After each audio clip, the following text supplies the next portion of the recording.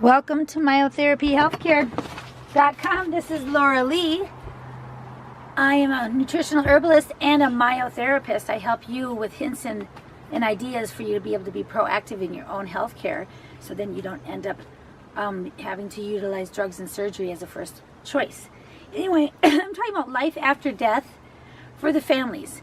I just went through a death with my sisters. My mother died on the 27th of July, and it's August 8th today. And I just got done with the memorial yesterday.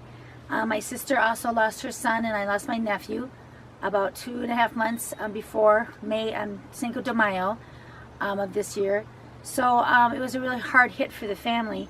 And then my sister's cat disappeared in the woods and never came back either. So that's another one. But anyway, life after death for the families. I just want to give you some hints and tips for preparing before the exit plan. Sort of make an exit plan. If you have the opportunity that presents itself, like I did with my mom. She had a disease that was progressive, and then she exited. And you know, she's in a better place, that's for sure, because she was in a lot of pain. Getting older, she was 81 years old, and death is not for sissies, I tell you. Anyway, if the opportunity presents itself, number one, flowers could be sent before they die. If Mom had a bunch of flowers around and cards from her friends, she probably would have uplifted her a little bit. Eulogies before death. Maybe send something or speak on the phone or whatever about how you really felt about her, knowing that she's heading for the exit door. And then any kind of money or financial things that she might need, or any kind of like things that she'd like she wanted custard. Her last meal was donut, which I call them do-nots, and it was sort of a joke because I would never give anybody that kind of food, but the donut and chocolate pudding, because I couldn't find her custard. So anyway, that was her last meal. But it was, and then we use CBD oils to have her settle in, and then the morphine at the very end. So it was pretty intense, but she is in a better place. And another thing, her address book. I went through her address book and pulled out 84 names and called 84 people along with my friend Joe, which he is a very big help. And I would recommend that you go through the address book before she or he goes away, so you can know who she wants to have contacted that she's no longer around anymore. So it was sort of an interesting thing to call those 84 people. They were very compassionate, and I didn't know who was going to hit it. It's going to hit hard for them, because it sort of was unexpected, because she was a healthy-looking 81-year-old.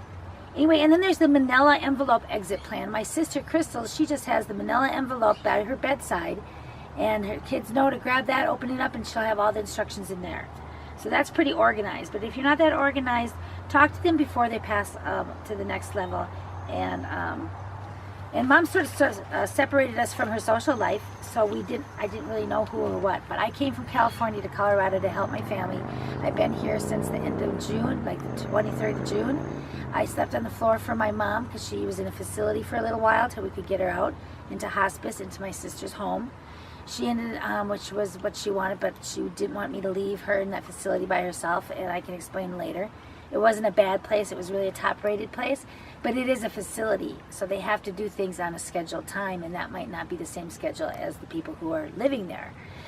It was very disgruntling and hard for her. So we moved her to my sister Julia's house, and then she loved the mountains, lived for the mountains in Colorado, loves this mountains, children, animals, and she ended up dying with looking at Pikes Peak, the backside of Pikes Peak, which is a big peak in Colorado, Rocky Mountains, and she ended up having the biggest rainstorm ever, lightning and thundering the night before she died, and then 10:30 the next morning.